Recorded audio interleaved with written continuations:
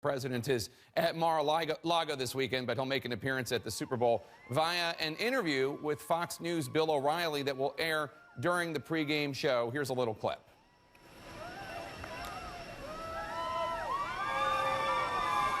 A lot of people, but that doesn't mean I'm going to get along with him. He's a leader of his country.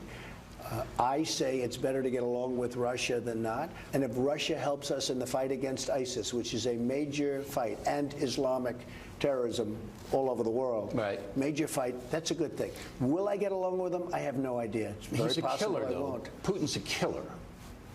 A lot of killers. We got a lot of killers. Why, you think our country's so innocent? We got a lot of killers. Let's get right to Senate Majority Leader Mitch McConnell, who joins us from Louisville, Kentucky. Leader McConnell, thanks for joining us. Let's start right there. Are you comfortable with the President of the United States seeming to equate U.S. actions with those of Putin's authoritarian regime? Well, look, Putin's a former KGB agent. He's a thug.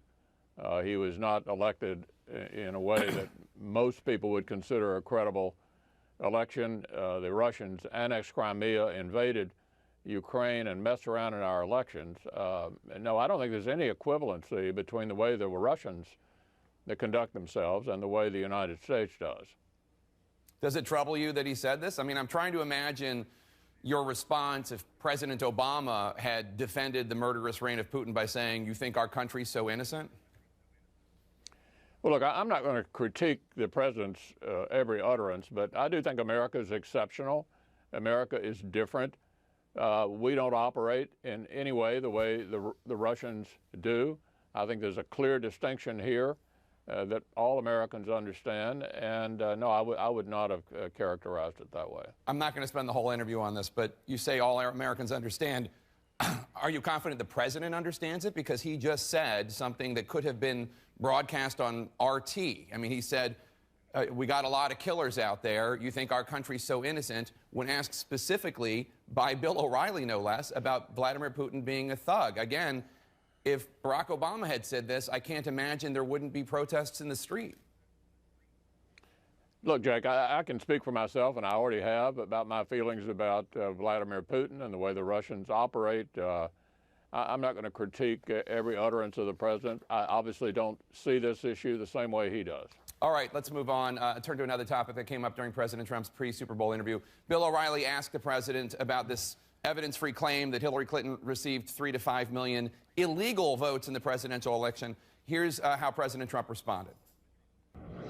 People have come out and said I'm right. You know that. I know, but you got to have data to back that up. Let me just tell you, when you see illegals, people that are not citizens, and they're on the registration rolls. Look, Bill, we can be babies, but you take a look at the registration. You have illegals, you have dead people, you have this. It's really a bad situation. It's really bad. Do you want to spend taxpayer money to hunt for these apparently non-existent 3 to 5 million illegal votes? Well, you know, this sort of thing is handled at the state level, and the Democrats always claim there's no election fraud at all. That is, of course, not true. The election fraud does occur. There's no evidence that it occurred in such a significant number that would have changed the presidential election, and I don't think we ought to spend any federal money investigating that. I think the states can take a look at this issue. Many of them have tried to tighten their voter rolls, tried to purge people who are dead and otherwise not eligible to vote, and I think we ought to leave that at the state level. Let's turn to the travel ban. A week ago, when you were asked if the travel ban had gone too far, you said this is a question for the courts to decide. They're in the middle of doing that right now. On Friday, a federal judge in Seattle issued a ruling blocking President Trump's executive order. Early this morning, the Ninth Circuit Court of Appeals rejected a request by the Justice Department to immediately restore the travel ban. This policy would, of course, be much more durable if it were passed into law by Congress, not merely by executive order. Up until this point, you've avoided explicitly taking a stand on the travel and immigration ban. Would you be willing to offer legislation to carry out the ban through the Senate? Well, I don't know that that's necessary. I mean, the courts are going to decide whether the executive order the president issued is valid or not, and we all follow court orders. The administration is following the court order, as I understand it, and the courts will ultimately determine the validity of it. Let me just say, I think proper vetting is important to the American people. but there's a fine line here between proper vetting and interfering with the kind of travel or suggesting some kind of religious test, and we need to avoid doing that kind of thing. Do you worry that the sweeping travel ban, as it's been described by many of your Republican colleagues, too broad? Do you think it went too far? Well, the administration was modifying some of it already, and we'll see where it ends up. The courts are going to determine whether the initial executive order, as it was issued, is valid. Do you have an opinion on what you'd like the courts to do? No, I'm not going to give them any advice. We all want to try to keep terrorists out of the United States, but we can't shut down travel. We certainly don't want Muslim allies who fought with us in countries overseas to not be able to travel to the United States. We need to be careful about this. The president has not had the same cautious reply as you just offered the American people. Sir, as you know, on Saturday he repeatedly attacked the federal judge who issued the ruling. He called Judge Robart, a George W. Bush appointee, a, quote, so-called judge, and he tweeted, quote, what is our country coming to when a judge can halt a Homeland Security travel ban and anyone, even with bad intentions, can come into the U.S.? You consider yourself a constitutional conservative. Do you have any concerns about the comments the president is making about the judiciary? Yeah, I think it's best not to single out judges for criticism. We all get disappointed from time to time at the outcome in courts on things that we care about, but I think it's best to avoid criticizing judges individually. Let's turn to President Trump's pick for the Supreme Court. As you know, Democratic Senator Jeff Merkley of Oregon is vowing to filibuster Judge Neil Gorsuch because he believes that you and your Republican colleagues, in his view, stole the Scalia seat. Merkley writes, quote, Senate Republicans are in the middle of pulling off one of the great political heists in American history. So the question is, if Merkley makes good on his threat to filibuster, will you indeed take President Trump's advice and Mitch go nuclear? Well, first, with regard to the theft of the seat, you know, you'd have to go back 80 years to find the last time a Supreme Court vacancy in the middle of a presidential election year was confirmed by the Senate. You'd have to go back to the Grover Cleveland administration in 1888 to find the last time a Supreme Court vacancy in the middle of a presidential election year was confirmed by the Senate of an opposite party. Joe Biden said in 1992, a presidential election year, had a vacancy existed, they wouldn't have filled it. We all know that that seat would not have been filled in the middle of a presidential election year, no matter who was the president or who was the Senate.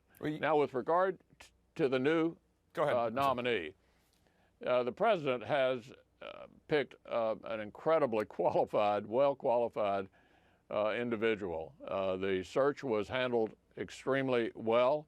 I want to commend the administration for that. He's picked an outstanding nominee who's got a sterling background of outstanding accomplishment at every phase of his life, and I'm very confident he'll be confirmed. The issue you asked me about is how will that occur, and I would say that is up to our Democratic friends. Any one senator can require the entire Senate to cast 60 votes to stop a filibuster and move to what we call an up or down vote, a simple majority vote on a nominee. So any one senator could make us get 60 votes. That has happened before. We had to get 60 votes for Justice Alito about 10 years ago. If we have to get 60 votes, I'm confident we will. Just in point of clarification, obviously,